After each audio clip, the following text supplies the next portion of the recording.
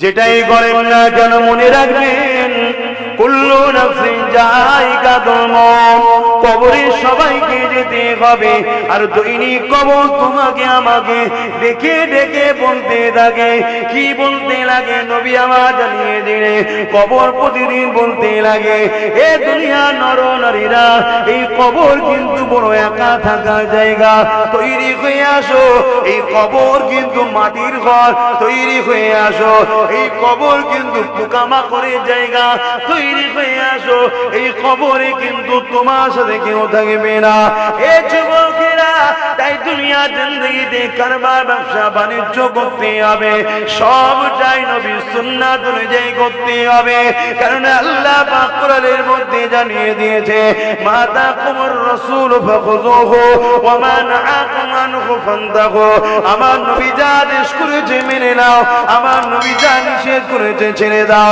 ব্যবসা করবেন নবীকে ফলো করে, কারবার করবেন নবীকে ফলো করে, সংসার করবেন নবীকে ফলো করে, আত্মীয়তা করবেন নবীকে ফলো করে, বড়দেরকে সম্মান করবেন নবীকে ফলো করে, ছোটদেরকে স্নেহ করবেন নবীকে ভালো ভালো করে, নামাজ পড়বেন নবীকে ফলো করে, রোজা রাখবেন নবীকে ফলো করে, হজ করবেন নবীকে ফলো করে, যাকাত দেবেন নবীকে ফলো করে, কন্যার বিবাহ দেবেন নবীকে ফলো করে, মা বাপকে ভালোবাসবেন নবীকে ফলো করে, এতিমদেরকে ভালোবাসবেন নবীকে ফলো করে, রাজনীতি করবেন নবীকে ফলো করে, দেশকে ভালোবাসেন নবীকে ফলো করে।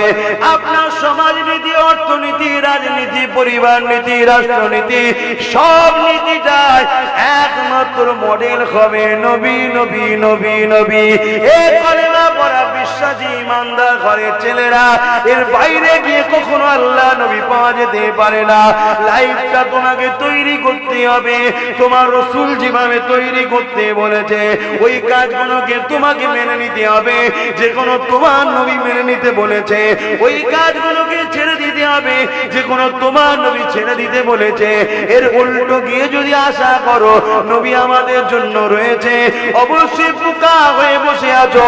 কিয়ামতের দিনে কিন্তু বিপদে পড়ে যাবে, কারণ কিয়ামতটা এত কঠিন হবে যে দিনে বাপ ছেলের হবে না, ছেলে বাপের হবে না, মা মেয়ের হবে না, মেয়ে মায়ের হবে না, সবাই নফসি নফসি নফসি করতে লাগবে। ওই দিনে আল্লাহ পাক বলবে, জিবরাইল আমার জাহান্নামকে নিয়ে এসে আরশের বাঁ পাশে বেঁধে দাও। 70,000 জিনজিল দিয়ে আল্লাহ জাহান্নামকে বাঁধা হবে। এক একটা জিনজিল 70,000 করে ফেরেশতা ধরে রাখবে। এই যুবকরা গল্প বলছি না গো, আল্লাহর কোরআন, নবীর সুন্নাত, নবীর বাণী বলছি। কেননা নবী আমার জানিয়েছে, নবীকে আল্লাহ পাক জানিয়েছে, ওই সময় 70,000 জিনজিল দিয়ে জাহান্নামকে বাঁধা হবে। এক একটা জিনজিল 70,000 করে ফেরেশতা ধরে রাখবে, জাহান্নামকে ধরে রাখতে পারবে না।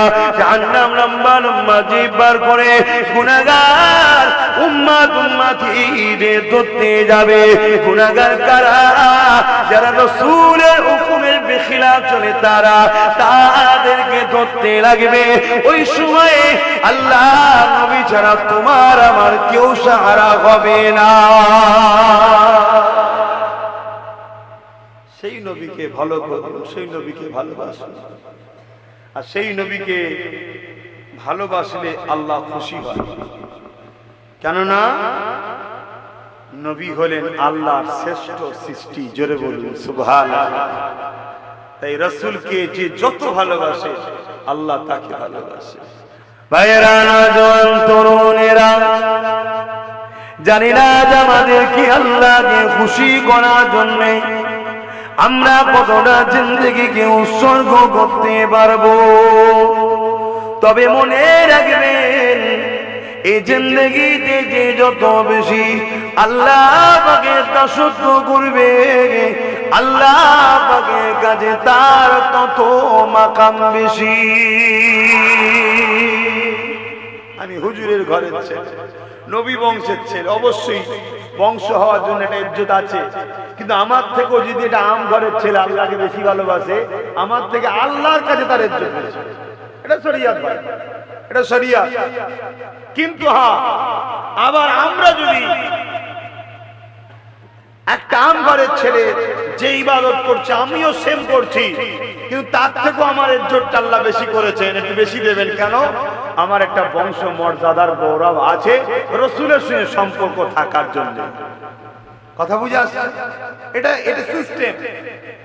অতএব আমি কে ওটা না দেখে লাভ নেই, আমি কাকে খুশি করতে বসেছি ওটা দেখুন। আমি এখানে বসলে দুটো লোক বলবে, হ্যাঁ গা আপনি ইমাম সাহেব ওখানে বসেছিলে কেন গা?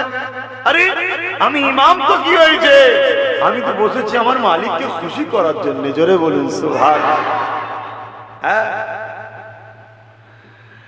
বাবেরা, নজওয়ান তরুণেরা, এ নবী পাকের প্রেমিকেরা, আমাদের অস্তিত্ব কোনো কিছু ছিল না গো, সামান্য নাপাক পানি আল্লাহ পাক যেটা বাপের শরীর থেকে মায়ের মেয়ে দিয়েছে, 120 দিন পরে মায়ের পেটের মধ্যে আমরা লড়ে উঠেছি, অর্থাৎ আল্লাহ আমাদের শরীরে জানটা দিয়ে দিয়েছে, অর্থাৎ 120 দিন ধরে আমাদের শরীর মায়ের পেটের মধ্যে আমাদের হাড় হাড্ডি রগ রিসা গোস্ত চামড়া সবকিছু তৈরি করা হয়ে গেছে।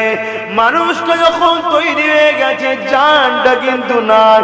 আমার আল্লাহ ওই যে রূহ তৈরি করেছিলেন, ওই রূহকে তখন তোমার আমার শরীরে ফুঁকে দেয়, ওই জানটা যখন আসে তখন তুমি আমি মায়ের পেটে লড়ে উঠি, তখন দুনিয়ার মায়েরা বড় আনন্দ খুশি হয়।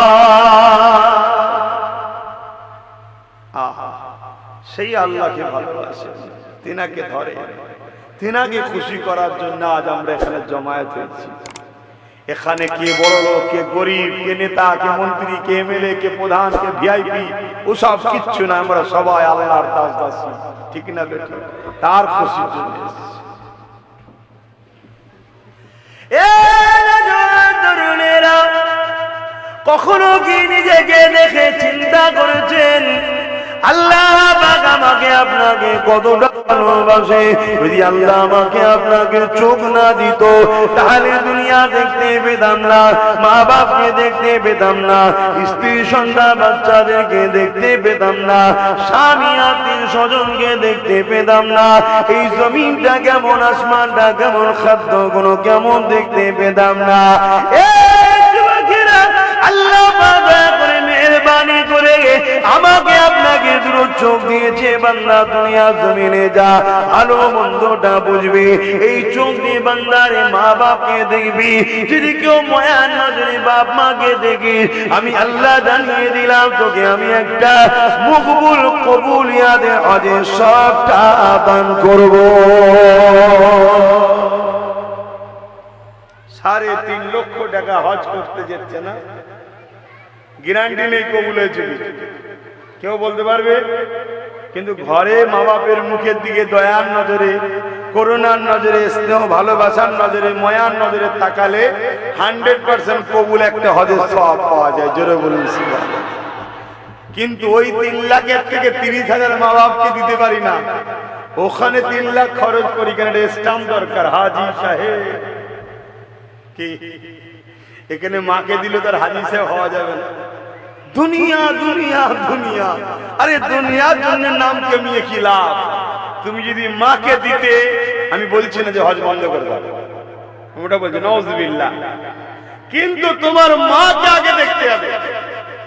মাকে যদি তুমি দিতে, দুনিয়ার কেউ হয়তো তোমার হাজি সাহেব বলতো না, কিন্তু আমার আল্লাহ তোমার কপালে লিখে দিত যে এই বান্দাটার উপরে আমি রাজি হয়ে গেছি। জোরে বলুন সুবহানাল্লাহ। একটা হাজি সার্টিফিকেটটা বড় না আল্লাহ রাজি হয়ে গেছে এটা বড়?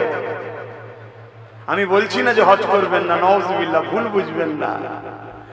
আমি ওই সকল মানুষকে বলছি যারা মা বাপকে দিতে কিন্তু বোধ করে, অথচ 3.5 খরচ করে হজ করতে যায়, মা বাপকেও দেয়, আল্লাহ আরো দিয়েছে, হজও করছে, আলহামদুলিল্লাহ। এটা ডবল জিনিস পেল, আল্লাহ রাজিও হয়েছে, হাজিও হয়েছে। জোরে বলুন সুবহানাল্লাহ। এটা আরো বড় বড় যার মানুষ, জি, একটা আম মানুষের নামাজ, একটা আলেমের নামাজ। আম মানুষ নামাজ পড়েছে নেকি, আলেম নামাজ পড়েছে নামাজের সব, কিন্তু আলেম হওয়ার জন্য একটা দরজা বেশি না কম। ঠিক তেমন একটা ছেলে মা বাপকে ভালোবাসে কিন্তু হজ করতে পারে না, ও শুধু মা বাপের খাদেম, আল্লাহ তার উপরে রাজি। আর একজন মা বাপকে ভালোবাসে, হজও করেছে, এর দুটো দরজা পেয়েছে। জোরে বলুন সুবহানাল্লাহ। কিন্তু মা বাপ ছেড়ে দিয়ে আজকে অনেক হচ্ছে না, হয়নি এরকম? বাপ রে বাপ, এক বাড়িতে বা এক পেটের মধ্যে 3টে 4টে 5টার জায়গা হলো, আর একটা বাড়ির মধ্যে 2টোর জায়গা হচ্ছে না। এগুলো বাপ মাকেও একটুখানি মেনে নিতে হবে, আমাদেরও কিছু কর্মে ত্রুটি হচ্ছে। ওটা একটাই রাস্তা, আমরাও নবীকে ছেড়ে দিয়েছি, আমাদের বাচ্চাগুলোকে নবী চিনাতে পারেনি।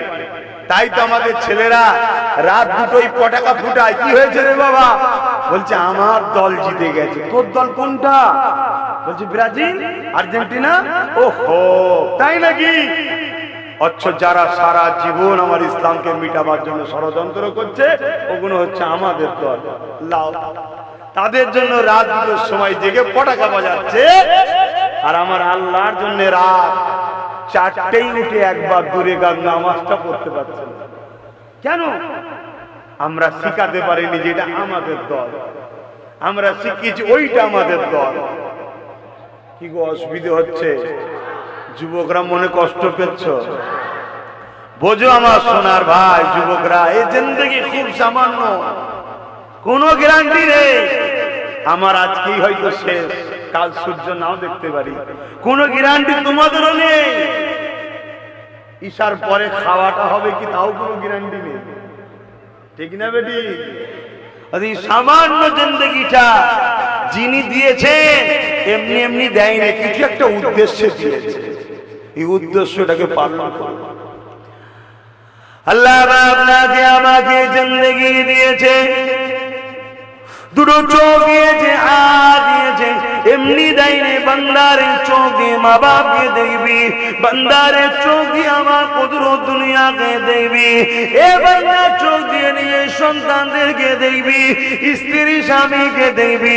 বান্দা বান্দিরে এই চোখ দিয়ে বেশি বেশি করে আমি আল্লাহ আমার কালামুল্লাহ কোরআন শরীফকে বেশি বেশি করে দেখবি। আজকে এতগুলো তো যুবক বসে আছে, বলো কতগুলো যুবক আছো যে 1 মাসের মধ্যে একবার হলেও কোরআন শরীফ পড়েছো? যুবকরা হাত তুলবে, মুরব্বীরা না।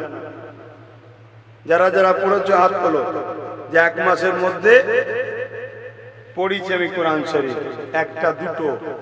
যারা পড়েছো তুলবে, যারা পড়োনি একদম তুলবে না, তাহলে মুনাফিকি হয়ে যাবে। 1 2 এটা জাহিরি ইবাদত, লজ্জা নেই। এটা গোপনের ইবাদত না যে কোরআন পড়লে জানানো যাবে না, না, এটা জাহিরি ইবাদত, বলা জায়েজ আছে। 1 2 3 4 5 6 7 8 9 10, এই কয়েক। দেখুন 1 মাস। আচ্ছা 2 মাসের মধ্যে কারা কারা কোরআন শরীফ পড়েছে?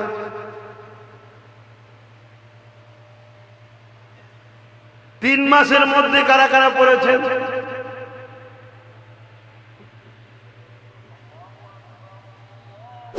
অথচ হযরত মুসা আলাইহিস সালাম, এ যুবকরা শোনো মন দিয়ে, আল্লাহ পাক তোমাকে আমাকে ছাড় দিয়েছে, ছেড়ে কিন্তু দেয়নি। মনে রাখবে, ভালোই তো রয়েছি, কিছুই তো ক্ষতি হচ্ছে না, ভুল তোমার হচ্ছে। কারণ আল্লাহ পাক ছাড় দিয়েছে, ছেড়ে কিন্তু দেয়নি।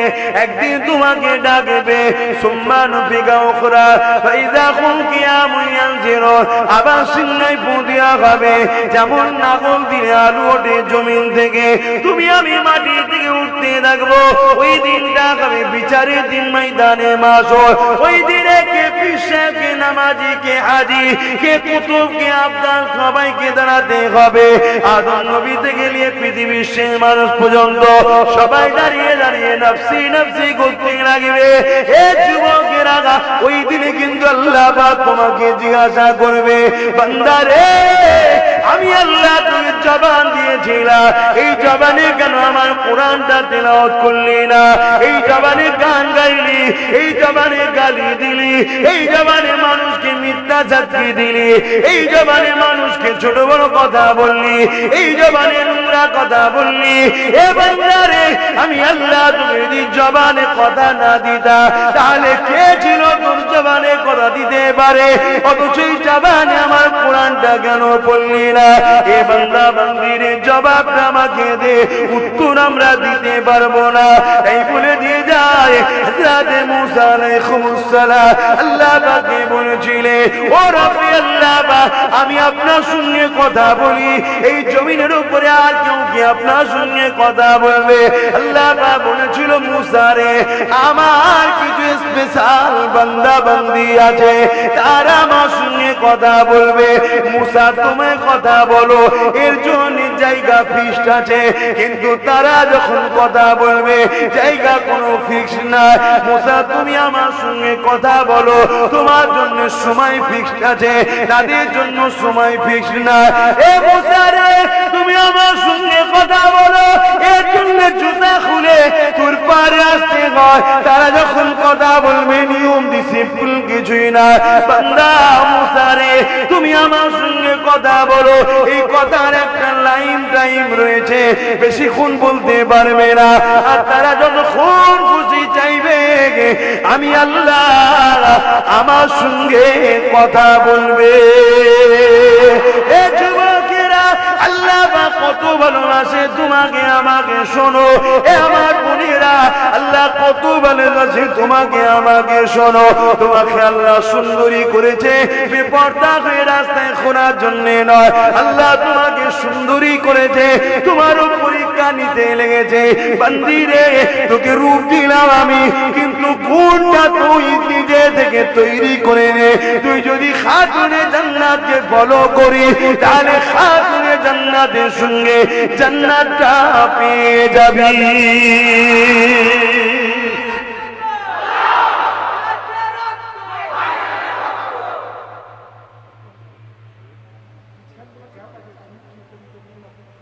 আমি বলিছি একবার, একটু চেপে চেপে দেখেন না, সরে সরে আসেন, লোক জায়গা পাচ্ছে না, সরে সরে আসেন। আজের বীজখানে অন্যদিকে গেলে আজের সব এমনি। ভাই আমার ব্রেন খুব চঞ্চল, নানা রকম টেনশন, নানা রকম কাজ। আমারও একটা জিন্দেগি আছে, আমিও পারি আপনাদের মতো জিন্দেগি কাটাতে।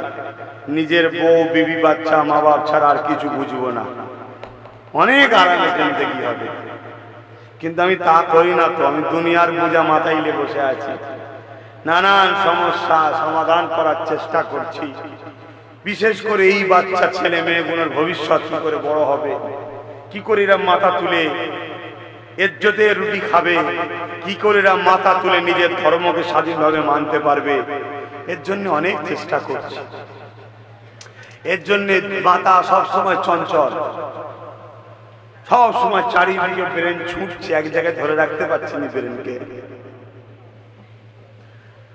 দরুদ শরীফ আল্লাহুম্মা সাল্লি আলা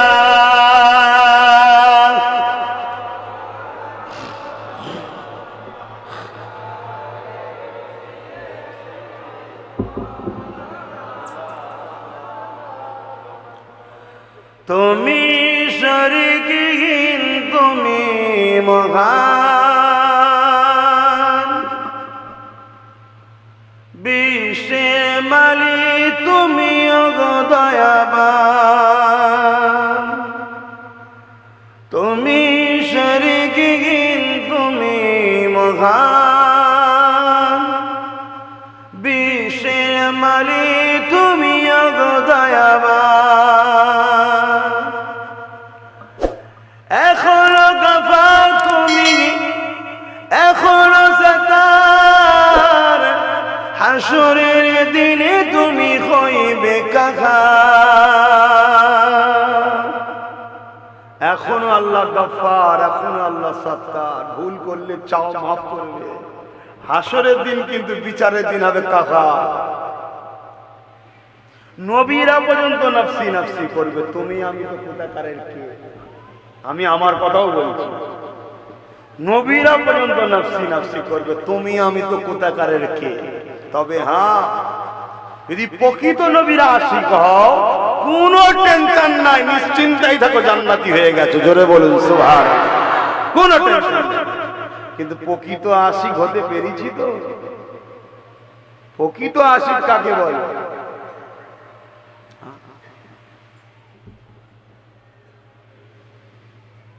প্রকৃত আশিক কাকে বলে? একটা মানুষকে দড়ি দিয়ে বাঁধা আছে, হাত পা বাঁধা, শিকল দড়ি দিয়ে বেঁধে রেখে বলতে লেগেছে, তোমার সাথীরে গগে যেভাবে ছুরি দিয়ে চড়িয়ে চড়িয়ে মারা হলো, তোমাকে খুনি মেরে দেওয়া হবে।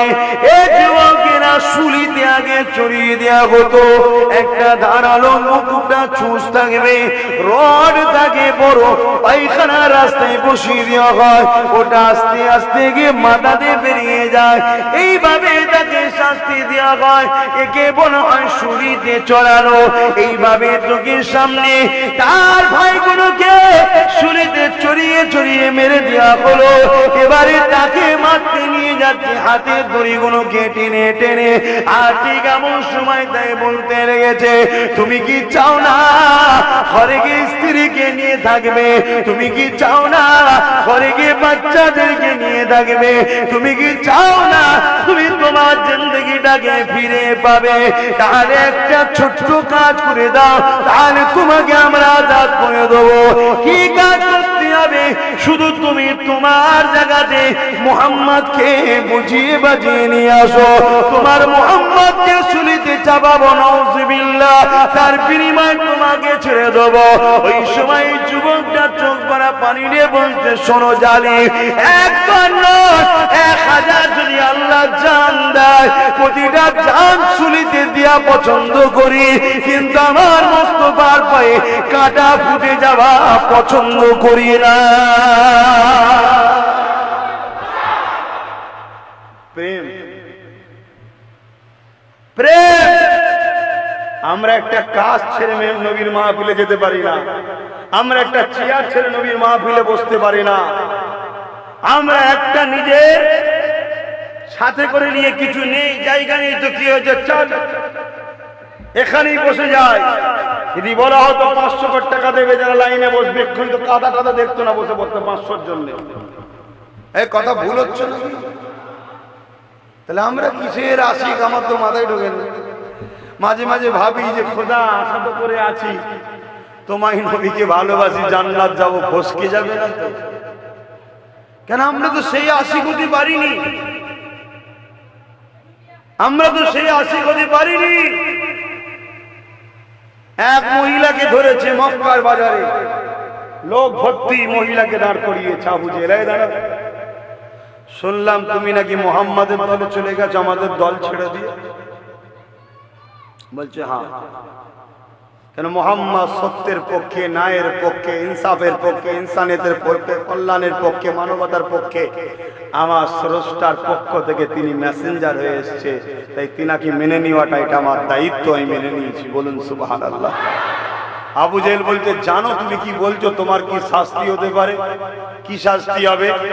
তুমি যত জোরই আমার উপরে চালাও না কেন, মুহাম্মদ রাসূলকে যে জায়গা দিয়ে দিয়েছি, ওই জায়গা থেকে তুমি আর জীবনে বার করতে পারবে না। জোরে বলুন সুবহানাল্লাহ।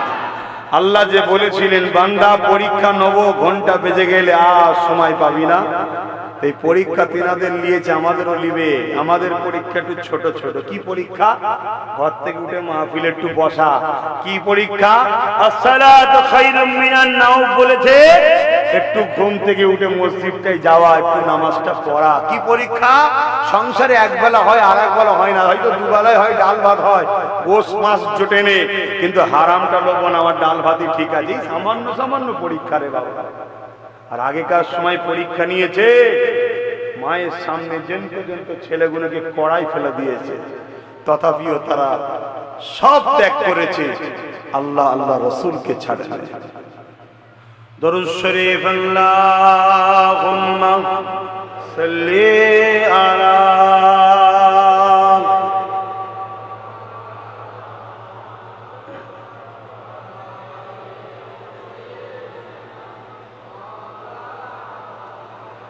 কেমন করে ডাকবো তোমায়,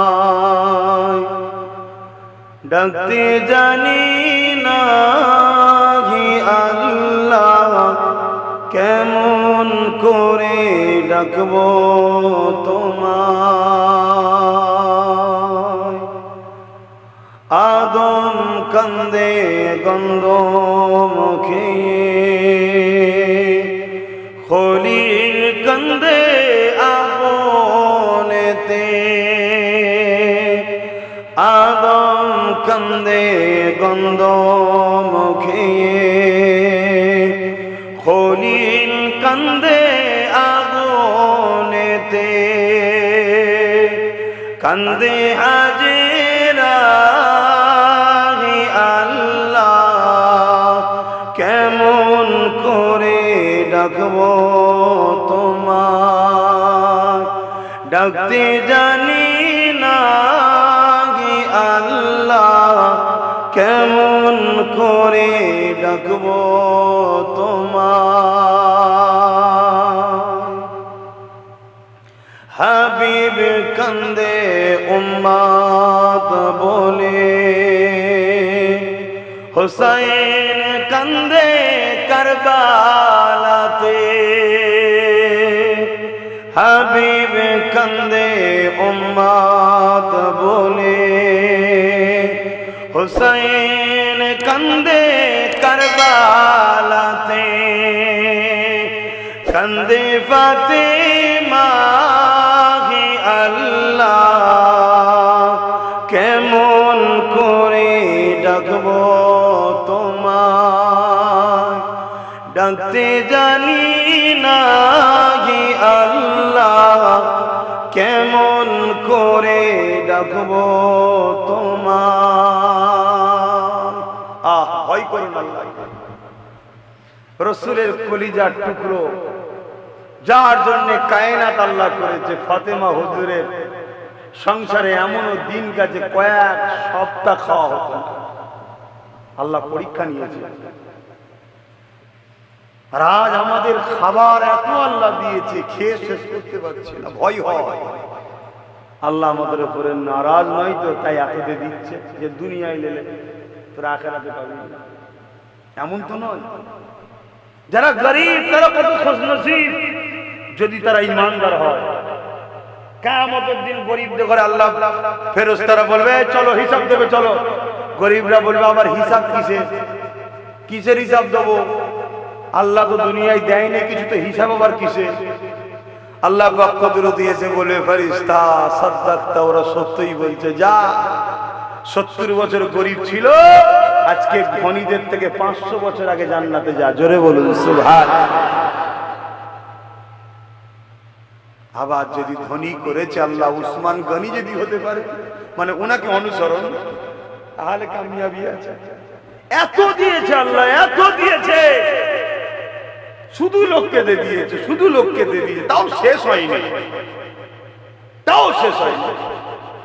একদিন খরা দেখা দিয়েছিল বিশাল এলাকাতে, উসমান গনি কয়েক গ্রাম জুড়ে মাল জড়ো করেছে, বিঘে নয় গ্রাম জুড়ে মাল জোগাড় করেছে, বিদেশ থেকে সব নিয়ে এসেছে। ইহুদিরা দেখছে যে উসমানের থেকে মালটা আমরা বেশি দামে কিনে নিই, কেন খরা আরো বাড়বে, তখন আমরা ডবলে বিক্রি করব, ডবলে বিক্রি। দেশে উসমান গনিকে দাম দিচ্ছে, উসমান তোমার মালটাকে আমরা 10% বেশি দিচ্ছি, বুঝাবার জন্য বলছি 100 টাকার মাল 110 টাকা, না হবে না। 50% 100 টাকার মাল 150 টাকা, হবে না। 100 টাকার মাল 200 টাকা, ডবল 100% বেশি, না হবে না। 100 টাকার মাল 300 টাকা, হবে না। ইহুদিনও রেগে যে বলছে, উসমান তুমি যদি আমাদের ছাড়া অন্য কাউকে মাল বিক্রি করো 300 টাকার কমে, তাহলে কিন্তু ঝগড়া হবে। তোমরা আমাদের ঘরে দেবে না অন্য কাউকে দেবে তো 300 টাকা কমে যদি বিক্রি করো দেখি তের বেশি যদি কেউ দেয় তাহলে দেবে কেন উসমান গনি বলছে আরো লাগবে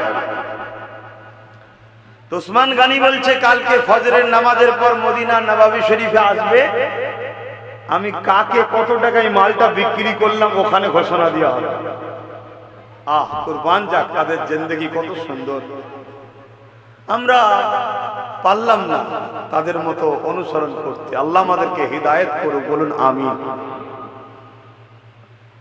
পরের দিন ফজরের নামাজ হয়েছে রসুলের কাছে দাঁড়িয়ে উসমান গনি নববী শরীফে ইজাজত চাইছেন হুজুর যদি একটু ইজাজত দেন কিছু বলবো বলো উসমান হুজুর পুরো মদিনায় খরা দেখা দিয়েছে মানুষ ক্ষুধার্ত খেতে পাচ্ছে না বড় বাচ্চারা মায়েরা বাপেরা বুড়োরা কমজোর সব কষ্ট পাচ্ছে আল্লাহ নবী বলছেন হ্যাঁ বাবা বড় কষ্ট পাচ্ছে হুজুর আমি অমুক এলাকায় কয়েক গ্রাম জুড়ে এত বিশাল এলাকায় মাল জোগাড় করেছি মানুষের নিত্য প্রয়োজনীয় মাল হুজুর আপনি ঘোষণা দিয়ে দেন যার যেমন করে খুশি যতটা প্রয়োজন ওখান থেকে মালগুলো নিয়ে যাক ও সব মাল বান্দার মালিক আল্লাহর মাল আল্লাহর পক্ষ থেকে নিয়ে যাবে জোরে বলুন সুবহান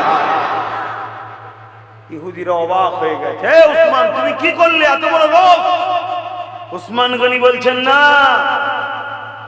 আমি 700 টাকায় বুঝাবার জন্য বলছি 700 গুণ 70 থেকে 700 গুণ আল্লাহ বেশি দেয় বরকত 700 গুণ বেশিতে এই মালগুলো আমার আল্লাহর কাছে বিক্রি করেছে এর বিনিময়টা পরকালে লব জোরে বলুন সুবহান আর আমরা সব যতটুকু আল্লাহ দিয়েছে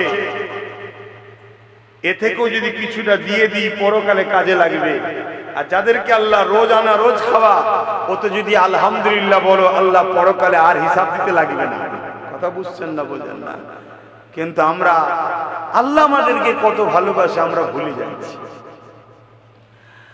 আল্লাহ নবীর বেরি ফাতেমা হুজুর একদিনের কথা কয়েক সপ্তাহ খাওয়া হয়নি হযরত আলী ফাতেমা জাহরাকে বলেছিলেন ও হযরত ফাতেমা একটুখানি আপনার আব্বা জানের কাছে যাচ্ছি কারণ আল্লাহ নবীকে অনেকে নজরানা দেয় তোফা দেয় ও থেকে যদি কিছু পাই নিয়ে আসবো তাহলে আমাদের সংসারে যে কয়েকদিন খাওয়া হয়নি এই কষ্টগুলো আপনি পাচ্ছেন বাচ্চারা পাচ্ছে এ থেকে আল্লাহ পাকের দয়াতে আমরা মুক্তি পেয়ে যাব এই যুবকেরা তরুণেরা হযরত আলী কারামুল্লাহ চলে গেলে আল্লাহ নবীর দরবারে পৌঁছে গেলে অনেকে এসে অনেক নজরানা দেয় কিন্তু আল্লাহ নবী আলীকে কেউ দিচ্ছে না কিছুক্ষণ যাওয়ার পরে হুজুর আমার ঘরে ফিরে আসলে মনটা বড় মরা করে হযরত ফাতেমা হুজুরকে সালাম দিলে হযরত ফাতেমা হুজুর সালামের জবাবটা দিয়ে বললে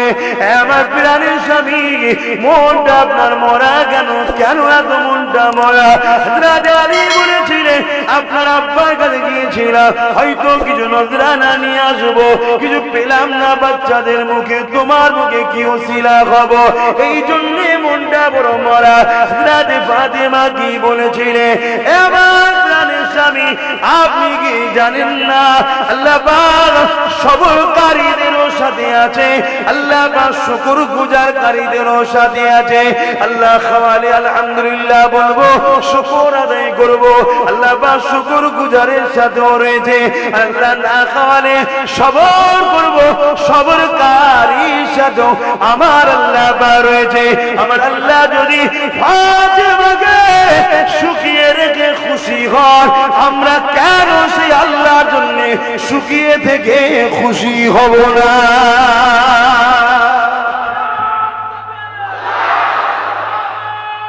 আল্লাহ কে আছে এত দয়ালু দুটো হাত দেবে কে আছে এত দয়ালু দুটো পা দেবে এত কিছু দিল কোটি কোটি টাকার সম্পদ কি কোটি কোটি টাকা সম্পদ না দুটো চোখের দাম দুটো হাতের দাম দুটো পায়ের দাম দেখুন না কোটি কোটি টাকা সম্পদ আল্লাহ ফ্রিতে দিল তিনি নাই ভালোবেসে একদিন টেস্ট করেছে আমায় আপনাকে একটু পরীক্ষা করেছে না হয় ফাতেমাকে কয়েকদিন তিনি খাওয়াইনি ফাতেমাকে যদি তিনি না খাইয়ে পরীক্ষা নিয়ে যদি খুশি হন তাহলে আমরা কেন পারবো না সেই আল্লাহর জন্য না খেয়ে থেকে খুশি হতে? বলুন সুবহানাল্লাহ। ভাবো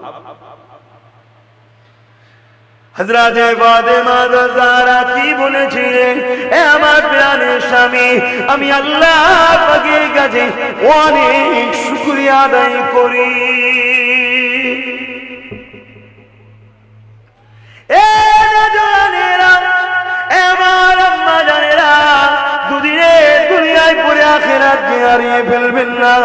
আজকে বাড়ি বাড়ি লঙ্ঘন ঢুকে গেল, আজকে বাড়ি বাড়ি সুদ ঢুকে গেল, আজকে বাড়ি বাড়ি নারী পরকীয়া শুরু হয়ে গেল, আজকে বাড়ি বাড়ি হারাম প্ল্যান প্রকল্প শুরু হয়ে গেল।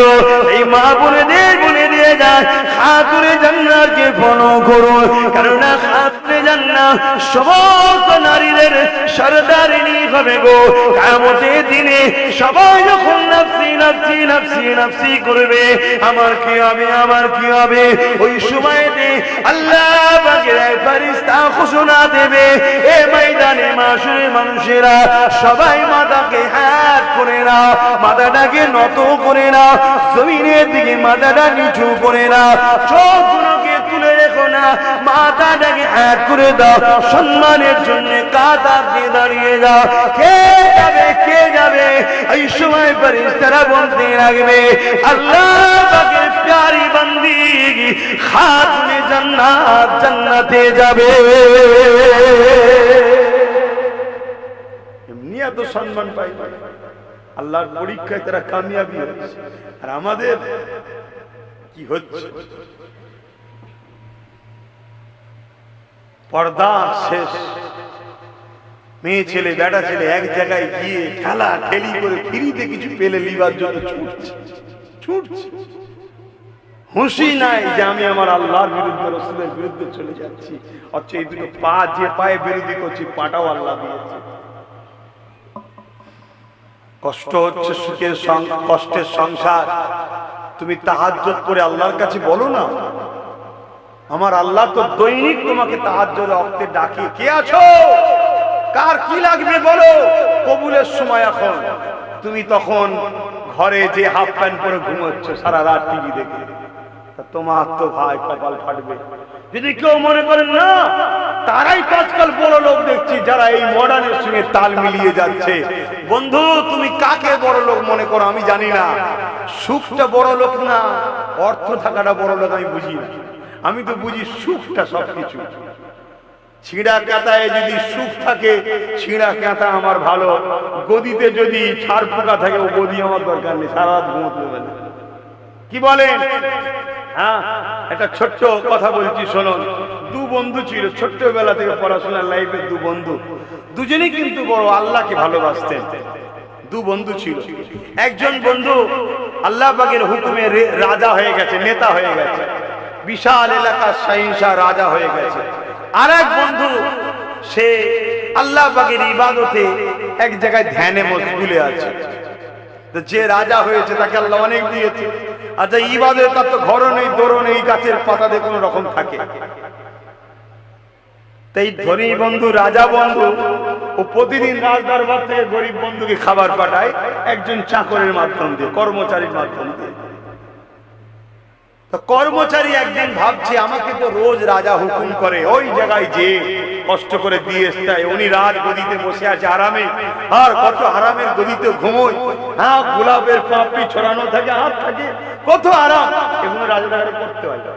বাস্তব দুনিয়ার সাথে টালি দিয়ে চলতে দেখাতে হবে, কারণ এখন মানুষ নাই মানবে না। এখন যদি আমার দেশের বা কোন দেশের যদি কেউ ছিঁড়া ফাটা কাপড় পরে যদি দেশের কেউ নেতা হয়, তাকে লোক গুরুত্ব দেবে না, ঠিক না বেটি?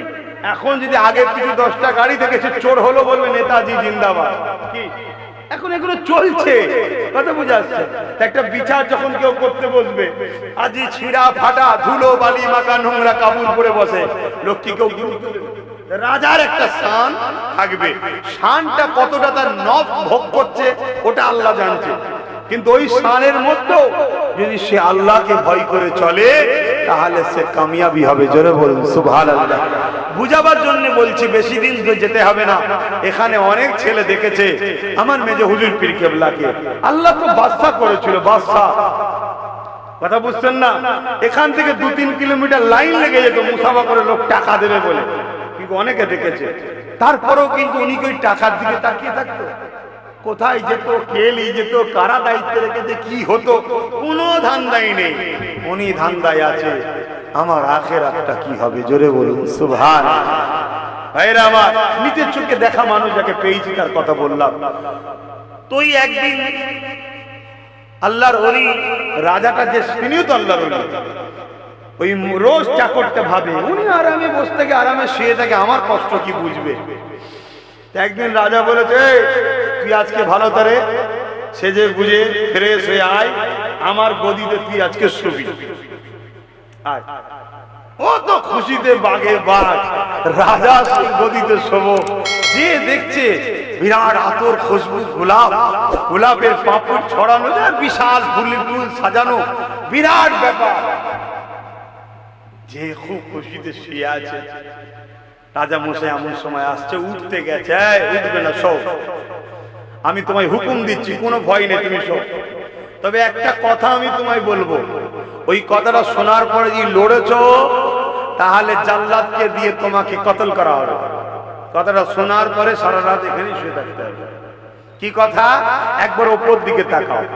ওপর দিকে তাকিয়ে দেখতে ঠিক ওর বুকে সোজা দুদিকে ধারাওয়ালা তরোয়াল সরু সুতোতে ঝুলছে। রাজা বলে দিয়ে চলে গেল।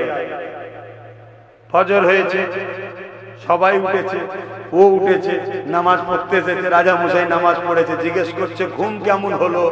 বলছে রাজা মশাই আমার ছিঁড়া কাটা ঠিক ছিল, সারা রাত ঘুমাতে পারি না। আল্লাহ কখন না পরে, কখন না দুটুকরো হয়ে যায়, কখন না পরে, কখন না দুটুকরো হয়ে যায়।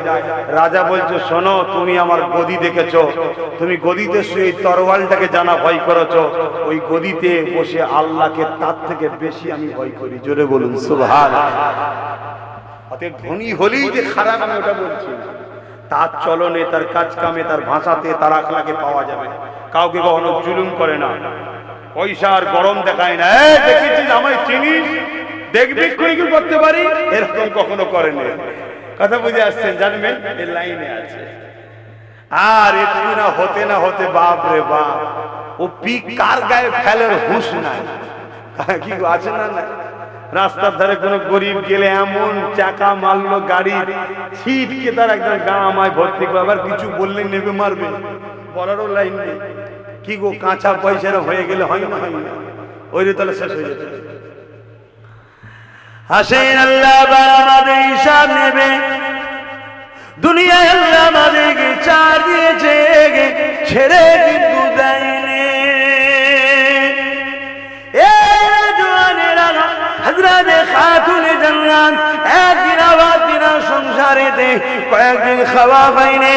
হযরত আলী নবী দরবারে বসেছিল, নবী দরবার থেকে এসে খাতুনে জান্নাতকে জানিয়েছে, ও হযরত খাতুনে জান্নাত, আপনার আব্বাকে একজন সাহাবী একটা খাসি বকরি নজরানা দিয়েছে, কয়েকদিন তো আমাদের সংসারে কিছু খাওয়া হয়নি, আপনি যদি গিয়ে ওই বকরিটা নিয়ে আসেন তাহলে আমাদের বাচ্চাদের নিয়ে খাতাটা দানের সুবিধা হবে।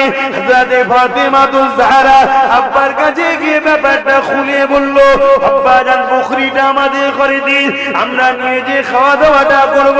আল্লাহ নবী বলেছিল, এ হযরত ফাতেমা, বেটি ফাতেমা, তুমি কি বকরি চাও না আমি তোমাকে দুটো দোয়া শিখাবো, যার বিনিময়ে আল্লাহ পাকের কাছে আরো প্রিয় হয়ে যাবে।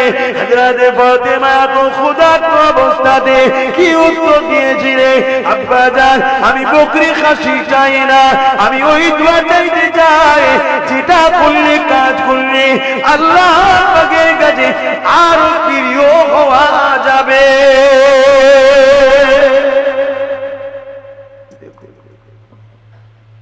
আর আমাদের সামান্য একটু কাজটা ছেড়ে দিয়ে নামাজটা পড়ে আবার নয় কাজটা করবো খনি, আমার ইনকাম করতে হবে। যদি জানতাম এরকম করে আমরা টাটা ফাটা হয়ে গেছি, রিলায়েন্স তাও জানতেন যা দুনিয়াটা মজা করে নি। ওদের যেমন সোনার পায়খানা আছে নাকি, দাওয়াতটাও আমায় দেয় না, ওরা ওদের লাইনের লোককে দাওয়াত দেয়। কথা বুঝছেন? আর ওদের দাওয়াতের আশাও আমি করি না। ভিখারির বাড়িতে পান্তা ভাত খাওয়া ভালো, তো কারো ঝাড়া পয়সায় খাওয়া ভালো না। কি বলেন? কেন কিয়ামতের দিন সাপ হয়ে কামড়াবে। কথা বুঝে আসছে? এই সব পরিস্থিতি, কিন্তু আমরা এই ত্যাগকে স্বীকার করতে পারছি না। আল্লাহ আমাদের সকলকে বুঝার তৌফিক দান করুন, আল্লাহুম্মা আমিন। কেন দুনিয়াটা চিরস্থায়ী নয়। আমরা মনে করি পৃথিবীটা বিশাল। কে বলেছে বিশাল পৃথিবী? যিনি সৃষ্টি করেছেন তিনি বলছেন প্রথম আসমানের কাছে পৃথিবীটা একটা ফুটবলের না। পৃথিবীর মধ্যে যেটা ফুটবল লাগেন যতটুকু, প্রথম আসমানের কাছে পৃথিবীতে একটা ছোট্ট ফুটবলের নাই, একটা ছোট্ট জিনিস, একটা বিন্দু। তাহলে আমার আল্লাহ পাকের 7টা আসমান কি ক্ষমতাবান তিনি। আর এই সামান্য দুনিয়া নিয়ে আমরা ভাই ভাইকে মারছি, ছেলে মাকে কষ্ট দিচ্ছি, মা কি বলেন স্ত্রী স্বামীকে কষ্ট, স্বামী স্ত্রীকে কষ্ট দিচ্ছে, নেতা গরিবকে লুটছে এই সামান্য দুনিয়ার জন্য। আচ্ছা, কিন্তু কিছুই নিয়ে আসিনি, আর কিছুই নিয়ে যেতে পারবো না। যেটা নিয়ে যেতে পারবোটা কি? উসওয়াতুন হাসানা, নবীর সুন্দর আখলাক যেটা রেখে গেছে, ওটা যদি আমাদের জীবনে আনি, ওটাকেই সাথে করে নিয়ে যেতে পারবো। জোরে বলুন সুবহানাল্লাহ। আল্লাহ পাক আমাদেরকে পরীক্ষা নেবে। সাহাবা হুজুরদের পরীক্ষা নিয়েছে, পীর মাশায়েখদের পরীক্ষা নিয়েছে, ইমামদের পরীক্ষা নিয়েছে। হযরত ইমামে আযম নু'মান বিন সাবিত আবু হানিফা হুজুরকে রাজা একটা বিষয়কে জোর করে হালাল করার চেষ্টা করেছিল, যে তুই ফতোয়া দে এটা হালাল। ইমামে আযম বলেছিলেন না, আমি ফতোয়া দিতে পারবো না, কারণ আল্লাহর আইন এটা হারাম। তার জন্য রাজা তাকে জোর করে বন্দী করেছিল। বন্দী করে জেলখানার মধ্যে তেনাকে শহীদ পর্যন্ত করে দেওয়া হয়েছে। তিনারা সেটাকেও মেনে নিতে রাজি হয়েছে, তথাপি আল্লাহর একটা আইনকে কখনো অমান্য করতে রাজি হয়নি। জোরে বলুন সুবহানাল্লাহ। আর আজকে আমরা কি করছি? যেমন তিনারা আল্লাহকে খুশি করেছেন, আল্লাহ বাবা তিনাদের উপরে তেমন রাজি হয়ে গিয়েছিলেন। আজ ইমামে আযম সম্বন্ধে আমরা কতটা জানি না। এই পৃথিবীর জমিনে মানুষ দুনিয়া আমরা বেঁচে আছি, আমাদের চাল চলন কথাবার্তায় দুনিয়ার এক শ্রেণীর মানুষেরা আমাদেরকে মারার জন্য ঘুরে ঘুরে বেড়ায়। আর ইমামে আযম দুনিয়া থেকে চলে যাওয়ার পরে উনার জানাজা দেখে 90 লক্ষ বেঈমান ইমানের কালেমা পড়ে মুসলমান হয়েছিল।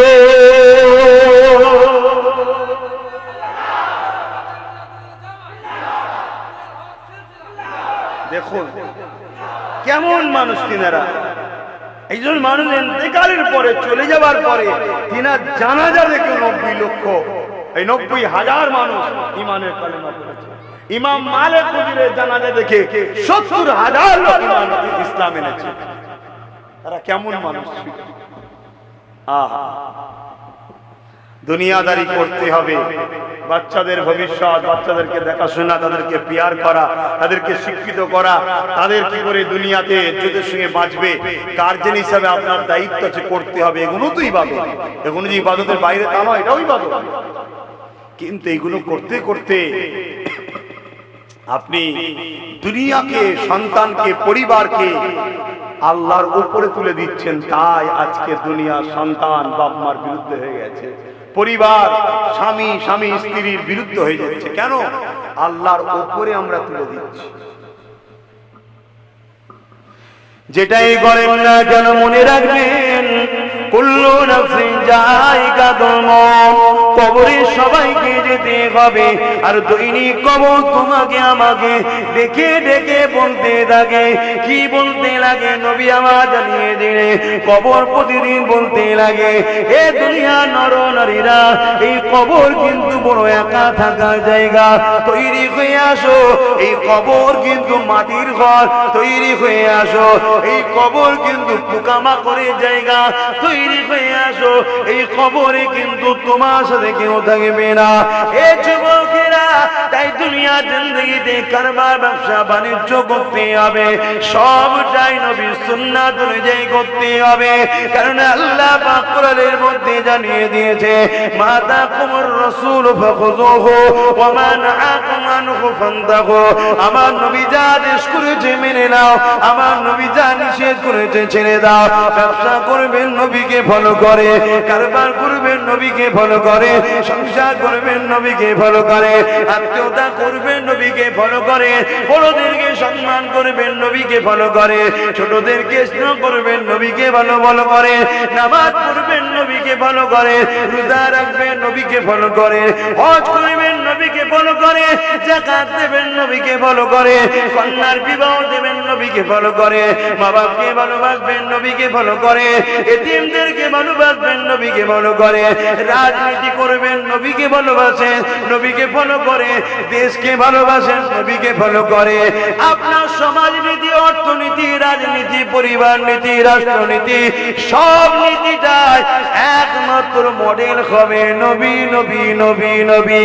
এই কলেমা পড়া বিশ্বাসী ইমানদার ঘরের ছেলেরা, এর বাইরে গিয়ে কখনো আল্লাহ নবী পাওয়া যেতে পারে না।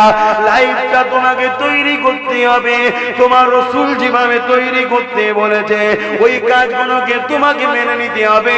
যে কোনো তোমার নবী মেনে নিতে বলেছে ওই কাজগুলোকে ছেড়ে দিতে হবে, যে কোনো তোমার নবী ছেড়ে দিতে বলেছে এর উল্টো গিয়ে যদি আশা করো নবী আমাদের জন্য রয়েছে, অবশ্যই বোকা হয়ে বসে আছো।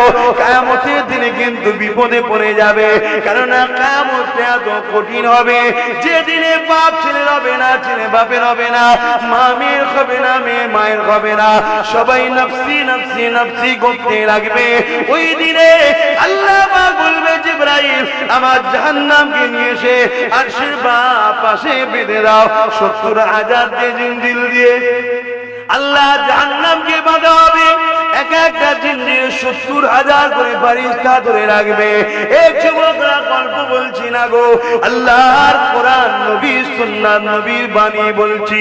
কেননা নবী আমার জানিয়েছে, নবীকে আল্লাহ পাক জানিয়েছে ওই সময় 70,000 জিনজিল দিয়ে জাহান্নামকে বাঁধা হবে। এক একটা জিনজিল 70,000 করে ফেরেশতা ধরে রাখবে, জাহান্নামকে ধরে রাখতে পারবে না। জাহান্নাম লম্বা লম্বা জিভ বার করে গুনাহগার উম্মত উম্মতিদের ধরতে যাবে। গুনাহগার কারা? যারা রাসূলের হুকুমের বেখিলাফ চলে তারা, তাদেরকে ধরতে লাগবে। ওই সময়ে আল্লাহ নবী ছাড়া তোমার আমার কেউ সাহারা হবে না। সেই নবীকে ভালো করুন, সেই নবীকে ভালোবাসুন। আর সেই নবীকে ভালোবাসলে আল্লাহ খুশি হয়। কেননা নবী হলেন আল্লাহর শ্রেষ্ঠ সৃষ্টি। জোরে বলুন